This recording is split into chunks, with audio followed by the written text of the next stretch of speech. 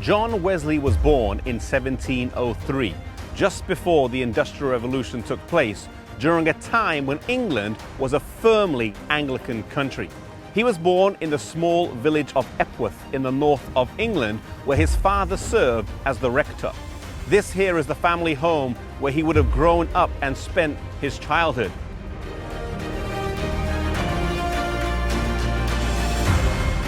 His mother bore 19 children in total, and the most famous of the others was Charles Wesley. Both of the parents were spiritual people and ran the home according to strict rules. No eating in between meals, and once a week they had an interview with their mother for the purpose of spiritual instruction. John and his brother Charles came here to study at Oxford University, where they enrolled at Christ College.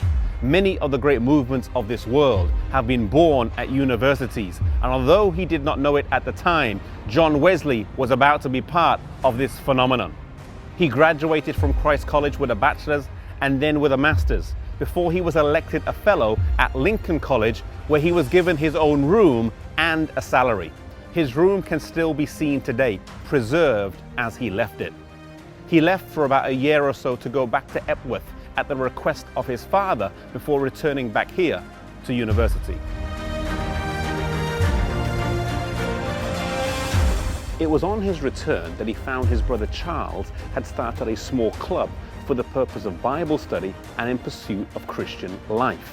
Each member took vows to lead holy lives, pray daily, take communion weekly, and visit prisons regularly. The group was incredibly practical, preaching, educating, relieving jail debtors where possible, and caring for the sick. They would fast every Wednesday, and on each day they would meet from 6 to 9 p.m. and the name that they were called was the Holy Club. However, this is not what they became known by.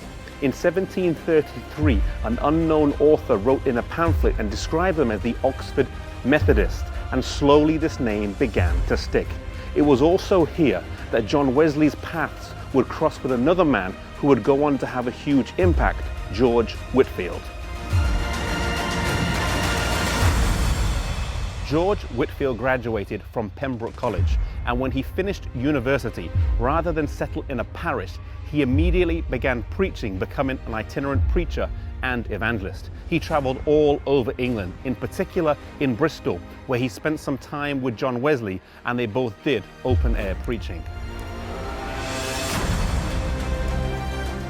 Both the Wesleys and Whitefield would spend time in America, but with differing results in their ministries. John Wesley went to Georgia, but it did not go very well, and he returned home to England. George Whitefield traveled to America on 7 different occasions, had much success, and was well liked. He was involved in the Great Awakening that took place in the 1700s, a great religious revival, and is also remembered as one of the first that preached to those enslaved. The roots of this far-reaching movement of Methodism go back to a small group Bible study with a handful of students on a university campus. Zechariah chapter 4 verse 10 says, "Do not despise the day of small things. Never underestimate the impact of a small movement with humble beginnings." The Wesleys and Whitefield did not start the Holy Club because they wanted to found a church or travel the world, but because they wanted to change their life and the lives of those around them.